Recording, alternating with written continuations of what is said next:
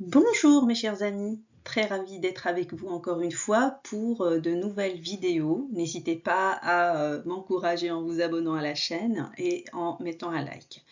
Donc là, on va analyser ou parler un peu des nouveaux articles.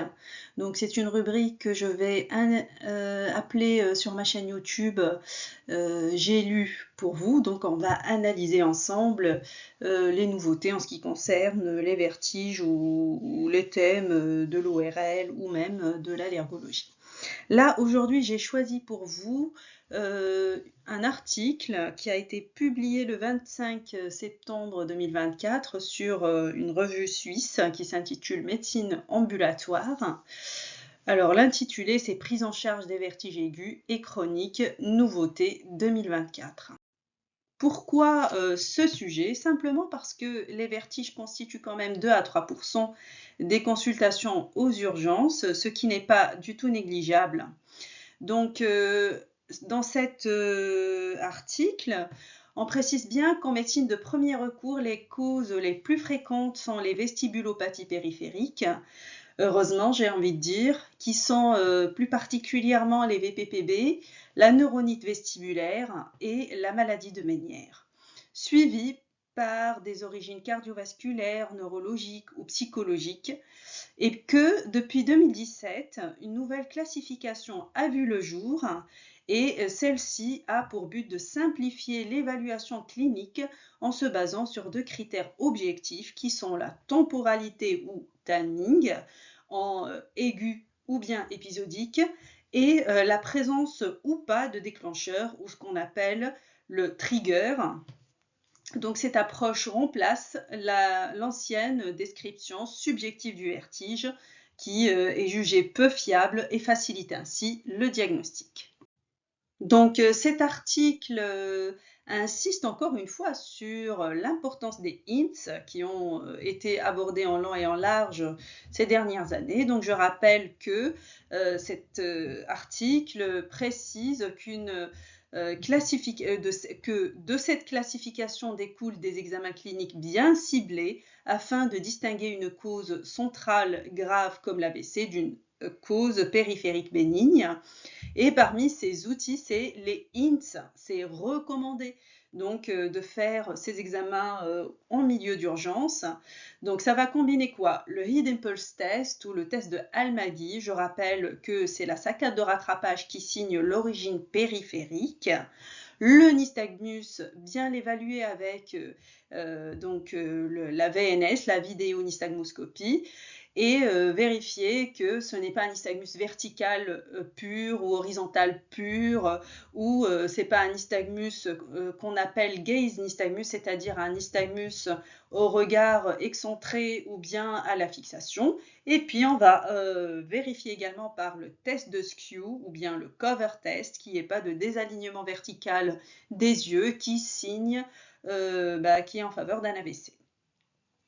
Ce qui est aussi important dans cet article, c'est qu'il attire l'attention sur la nécessité de vérifier l'audition rien qu'en frottant avec les doigts à côté de l'oreille pour s'assurer qu'il n'y ait pas une baisse de l'audition, pour détecter une ischémie de l'artère cérébelleuse antéro-inférieure qui peut se manifester par un simple vertige avec hypoacousie.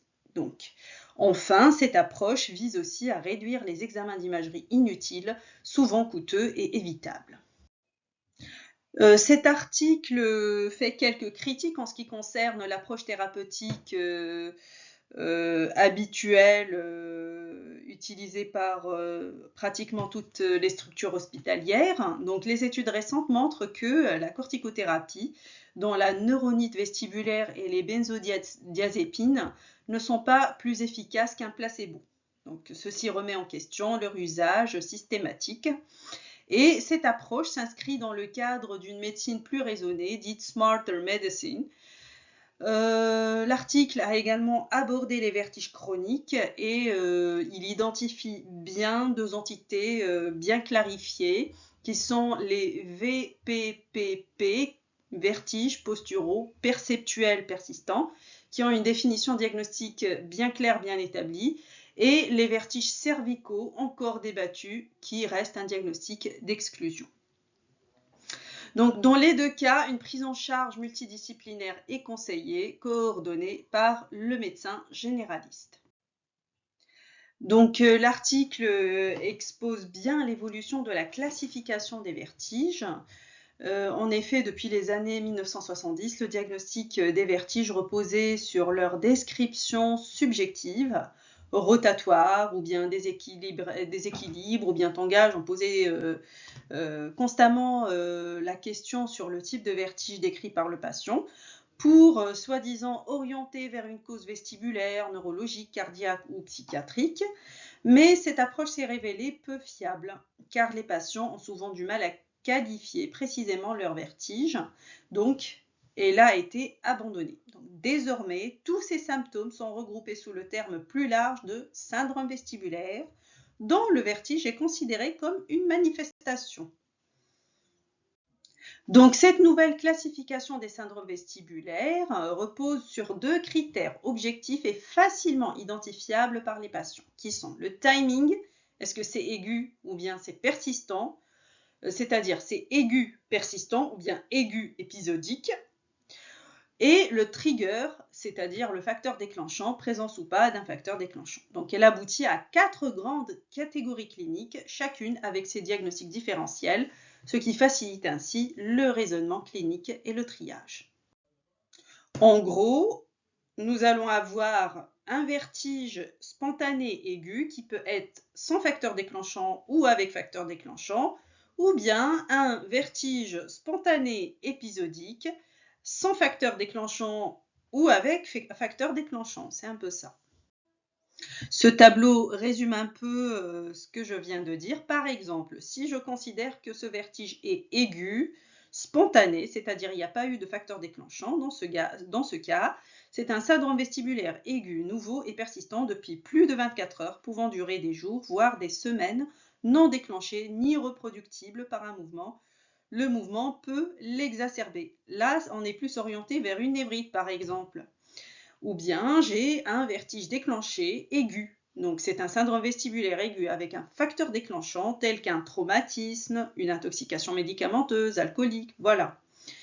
Par exemple, pour ce qui est épisodique, je peux avoir des vertiges spontanés épisodiques non déclenchés par un mouvement.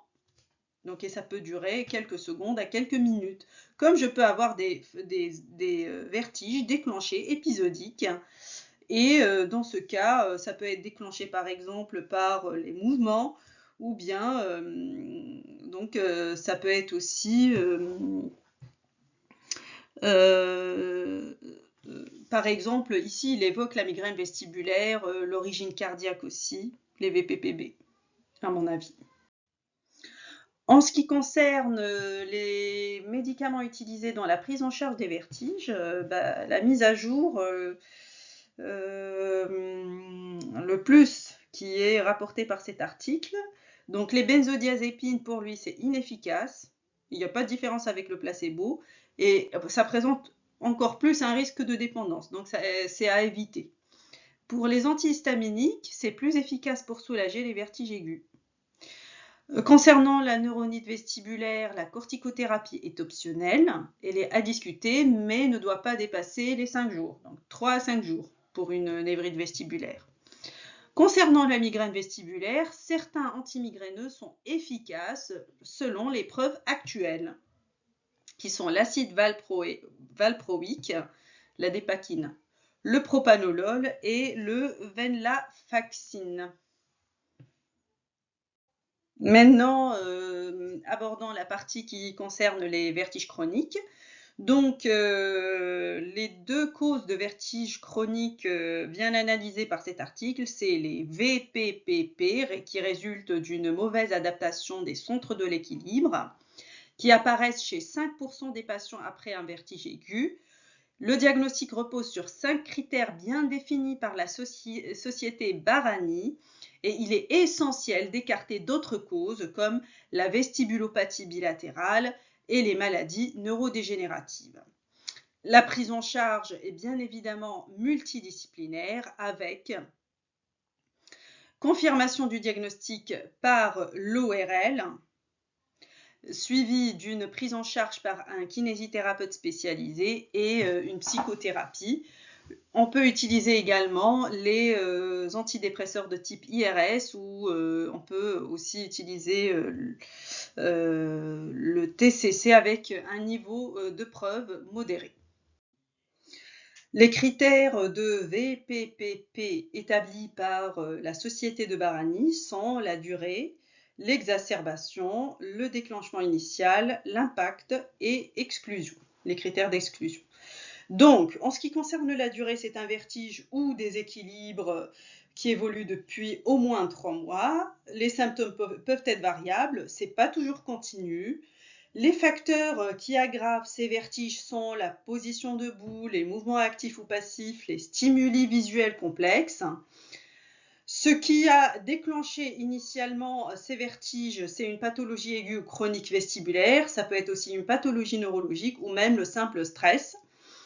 Bien évidemment, cette pathologie a un grand impact sur le quotidien du patient, donc symptômes causant une gêne ou détresse significative.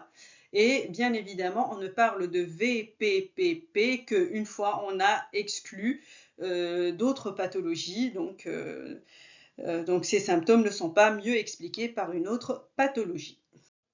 En ce qui concerne la deuxième cause de vertige chronique, qui reste quand même un diagnostic d'élimination, ce sont les vertiges cervicaux. Ce sont des vertiges provoqués par de légers mouvements du cou dans un contexte de raideur cervicale et de douleur persistante. Les caractéristiques, donc ça survient souvent après un épisode aigu de vertige. Leur origine est incertaine, possiblement liée à une dysfonction des afférences nerveuses cervicales et ou à des mécanismes cardiovasculaires. L'article parle également des limites et perspectives de la nouvelle approche. Donc la nouvelle approche, elle est complexe. Donc la nouvelle classification est innovante mais complexe. Il est nécessaire de prendre son temps pour bien l'intégrer en pratique courante et elle a également besoin d'être validée. Donc son efficacité clinique, elle reste à démontrer, mais ça réduira de toute façon, et l'objectif d'ailleurs de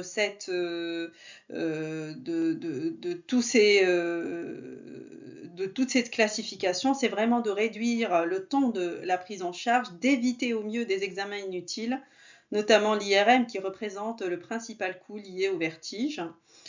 Toujours attirer l'attention sur le rôle des INT, c'est un outil irremplaçable et c'est un outil clé pour trier les vertiges en cabinet, mais bien sûr doit nécessiter une formation spécifique des médecins particulièrement généralistes pour être utilisé correctement.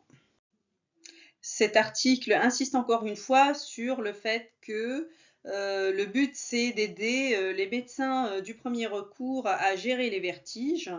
De par la fréquence de cette symptomatologie en consultation en cabinet et de faciliter la classification des vertiges, faciliter l'échange avec les spécialistes grâce à un langage commun et orienter de façon efficace vers les urgences ou vers d'autres examens.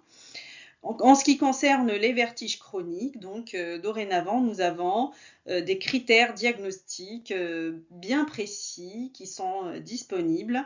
Et bien sûr, on insiste encore une fois, dans le cadre des vertiges chroniques, de la nécessité d'une prise en charge multidisciplinaire avec un rôle central du médecin généraliste. Donc, ce sont les auteurs qui ont rédigé cet article. Je vous remercie pour votre attention et à bientôt pour une nouvelle vidéo pour analyser un autre article. Bonne journée, au revoir.